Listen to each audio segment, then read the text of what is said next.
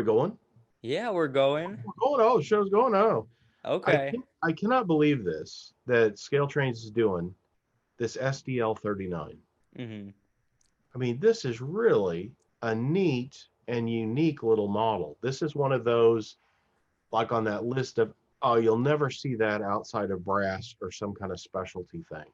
But hmm wow, I thought that was just they announced it at Amherst in late hmm January. I think it's supposed to be out by Christmas. It's their second museum quality. They launched the company with the Museum Quality Union Pacific Turbine. And so you've gone from this gigantic turbine to what's the littlest SD ever made. And that's the hmm thing when you look at pictures. Have we got some? Can you put a picture up for us of what we're talking about here? I I sure think can. I think most anybody into railroading has a vague idea of what this is. Well, we've hopefully seen the ad by now. Oh yeah. But there it is, the SDL 39. They were built from the late 60s and the early 70s in two groups, all for the Milwaukee Road.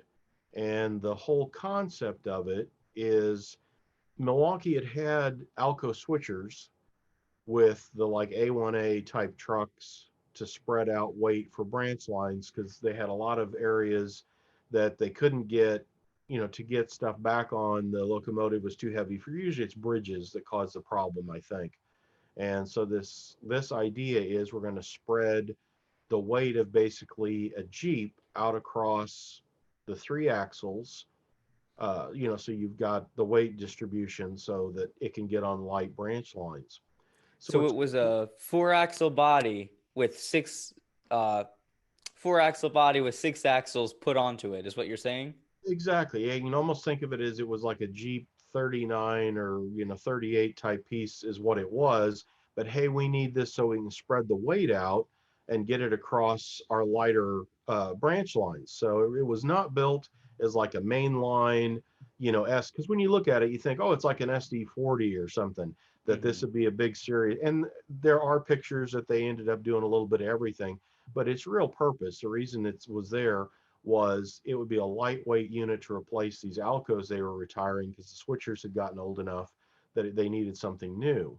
The first batch they built, and I'm looking at White River did a book for the Milwaukee Road Historical Society. This is not actually a White River publication, but this was a book that the Milwaukee Road Historical Association had White River do some years back. Frederick Hyde and Dale Sanders put it together, and it goes through all of the motive power of the railroad.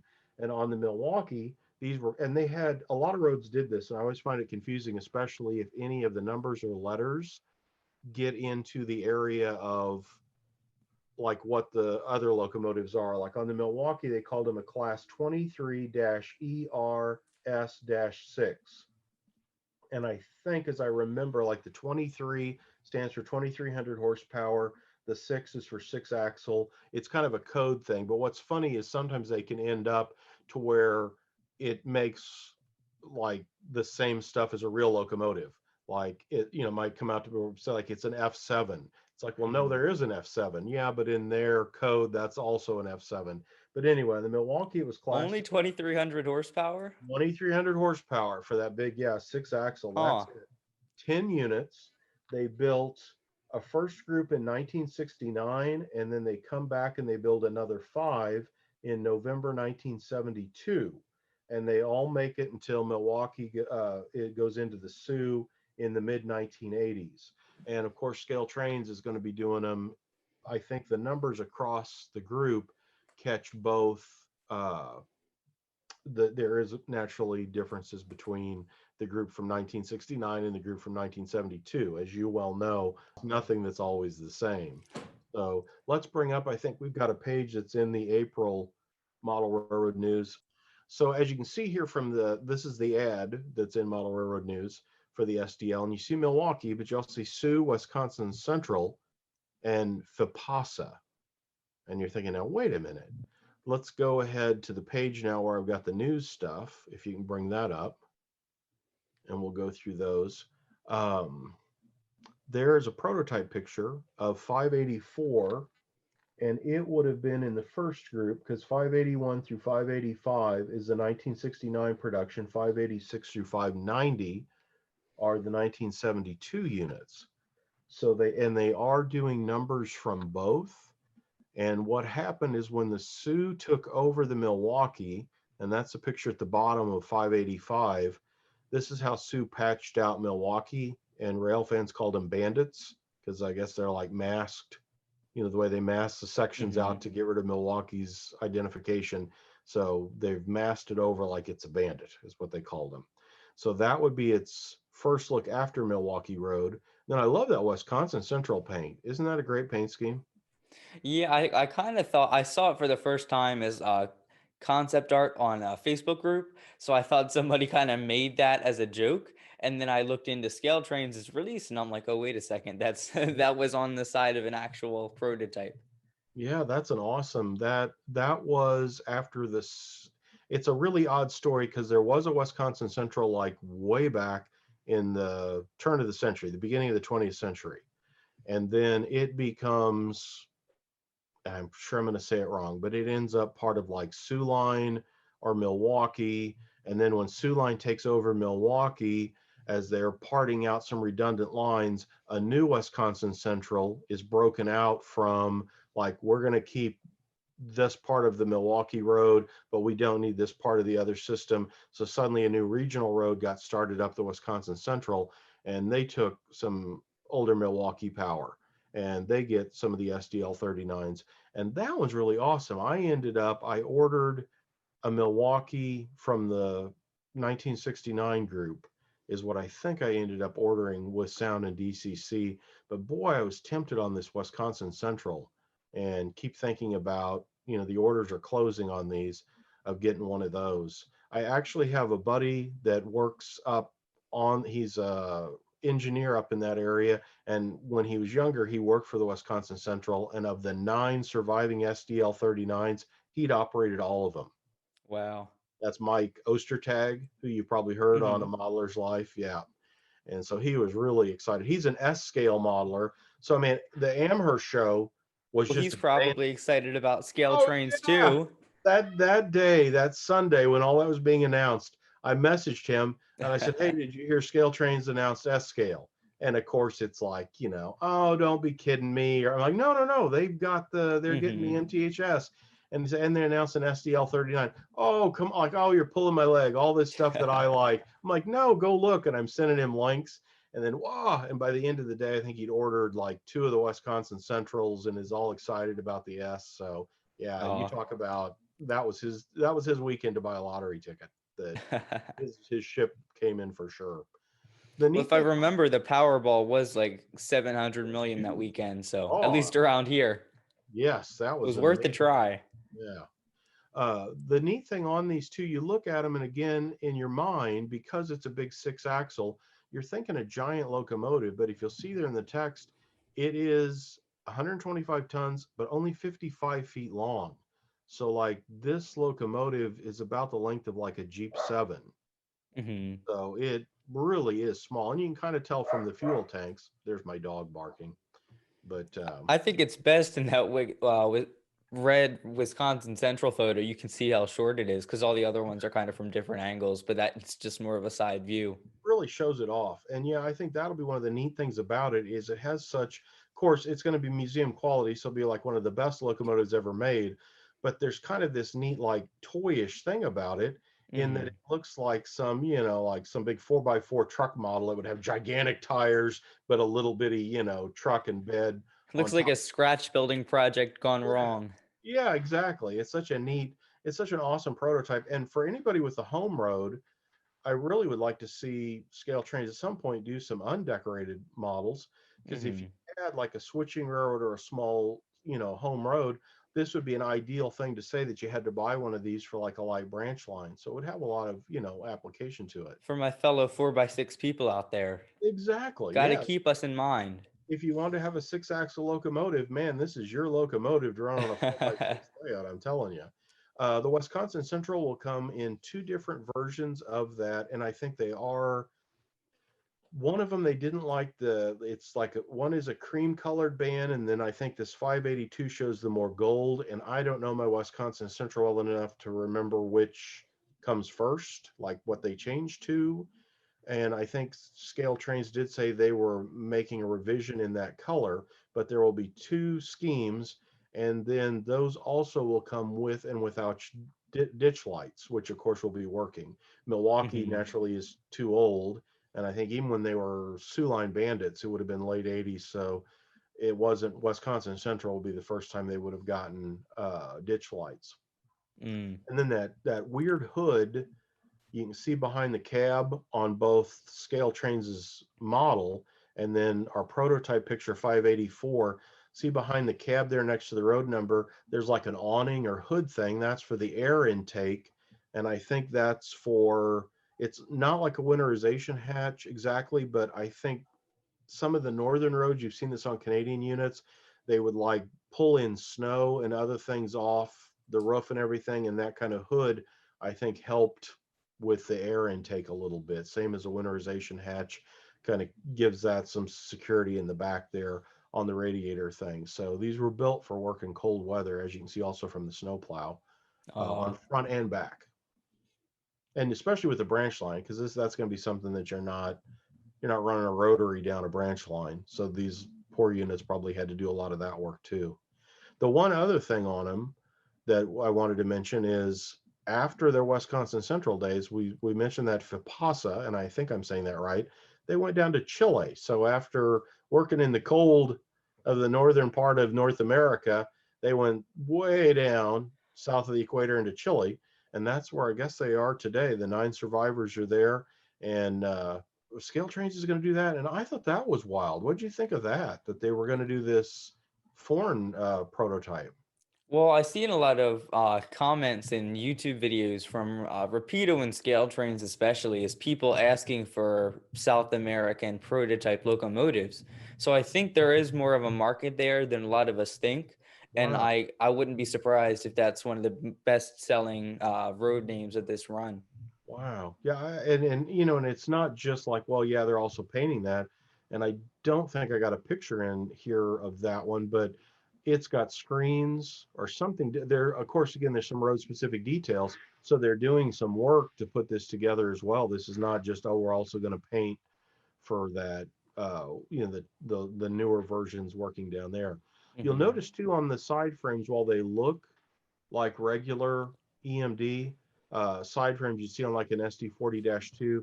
If you note, the axle spacing is a little different. See how the first two axles, like on that prototype picture, look like they're a little closer together. I Hmm. think the spacing is a little bit off, and that's from the traction motors. And then you notice the holes. Look at that. Yeah. Yeah, see the holes in the sides there above that bar that kind of runs over the axles. Those holes are just essentially cutouts to make that bar lighter, whereas it's Wow. solid on something else. I mean, so again, that kind of where can we get this much more weight off of this unit? So it's got holes through the side frames, That's which so funny. yeah, isn't that wild? And you Of all see, the places they decided to take off weight, there's it's like, why don't we cut let's cut holes into the that bar, trucks? and it That's works. like the one part you want to function I without guess error. doesn't need to have it. And as you can see, if you scroll down to the Wisconsin Central, I love the piping detail. It looks like the truck side frames are going to have all that stuff in front of the fuel tank. I think that one round piece above the air tank is a filter that kind of hangs down there. Hmm. I mean, boy, these are going to be awesome models. So have you thought, is this something that you think you need for your collection? This is like the baby SD unit. Well, yeah, 4x6 is perfect, but like I was saying, my next big purchase is going to be that Scaletrains turbine. I mean, Oh, so you are see, kind of I was 10 when the first run came out, so ah $800 from a 10-year-old, it's not one really and a going half. to happen, but I'll save up now, so we'll see what happens. Well, and that's the amazing thing on these too, because this is such a specialty thing. And with the Uh-huh. museum, the Cadillac brand naming on it, I would not have been surprised if they would have said these were going to be, like close to $500. And Hmm. they're not. They're really priced about like the rivet counter line. Well, I and don't, that lets you know how like good Scaletrains is with not trying to scam you because they're like, we really can sell this for cheaper. Like if they sold it for $500, I don't think anybody would question them, but they're not. So that just I would just, proves that. More I would brand think, loyalty. I would think that again, like the truck side frames are basically unique. You're not going to be able to Hmm. use that elsewhere. There's so many things that have to be tooled up. Milwaukee is really essentially its only main road name. These others are kind of lesser, smaller. So when you look at just that whole, like, wow, if we want to do this, there's not going to be any Union Pacific or Santa Fe or Conrail.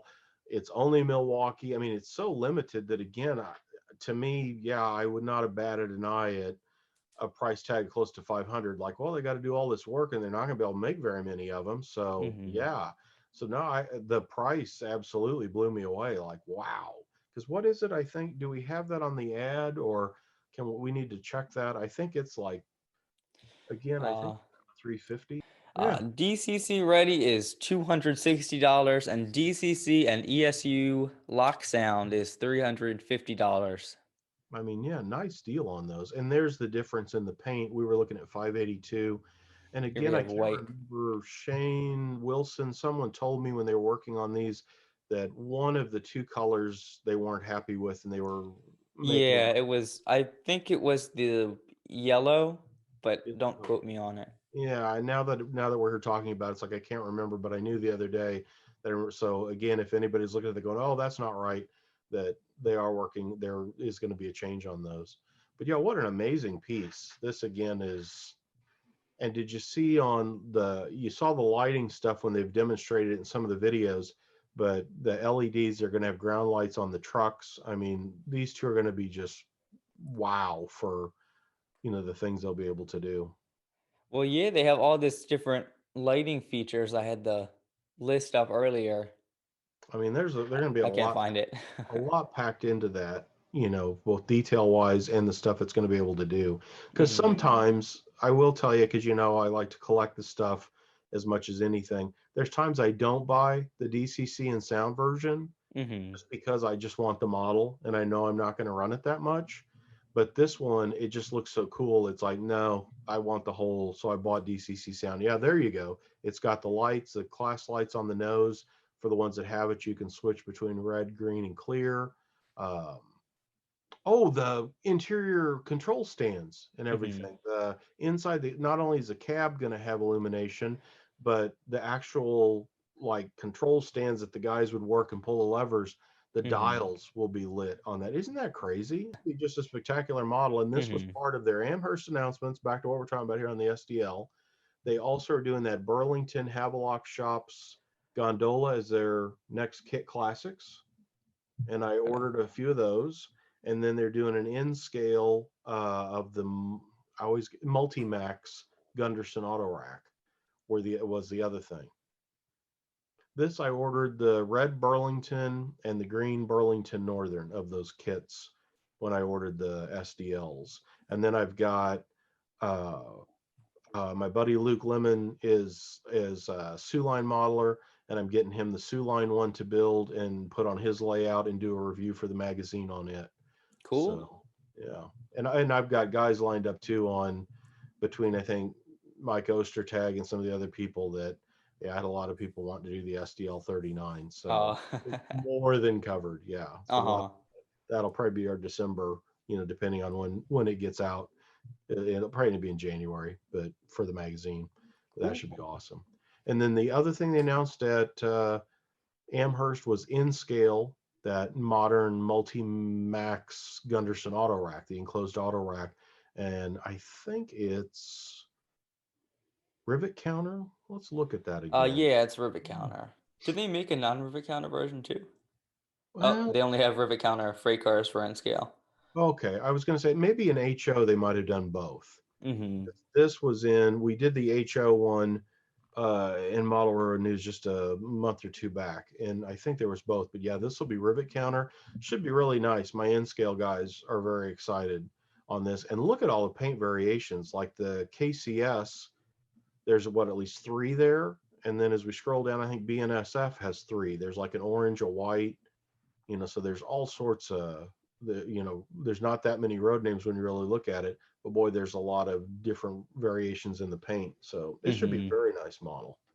And Absolutely. I'm not an N scale guy, but I see the concept photos of this and it looks like HO. Yeah, it looks great. And in scale, that's one of the things these guys can run big strings of these kind of cars. Whereas, you Hmm. know, as you say, being a 4x6, I've got a 4x8. Yeah, these cars are a bit of a, well, yeah, I can't run those.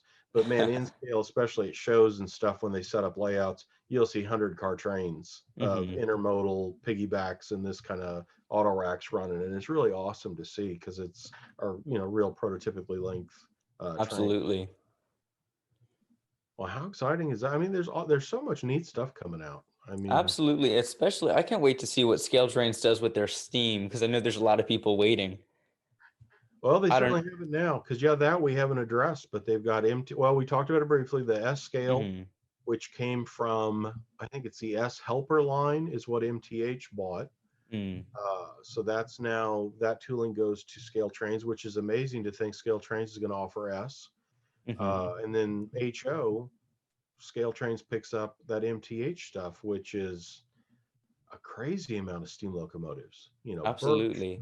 Uh, And they're saying, people just talking online, they're saying there could be two toolings in progress from MTH. I don't know how true that is, but that number seems to be circulating around quite a bit. And that usually, yeah. I mean, because Yeah. again, everybody's always, when companies and things like that sell, there's always things they were working on or close to Hmm. releasing that suddenly will come out from somebody else. So yeah, I'm sure there are. That yeah, it'll be interesting to see because that'll suddenly give Scale Trains this huge library of steam locomotives that they've Yeah. not had to date. So I'm rooting for the 611 to come out first.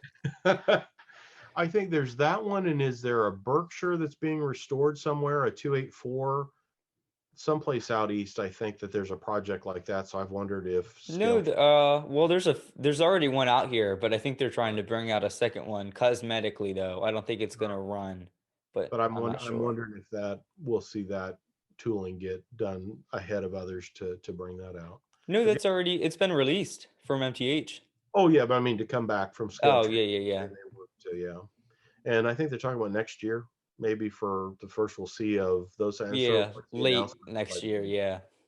well, awesome. That was very cool to get to look at the Scale Train stuff. I'm excited by that, and that's going to be, I guess, Christmas for a lot of hobbyists this year. We'll be getting Yeah. an HOSDL39.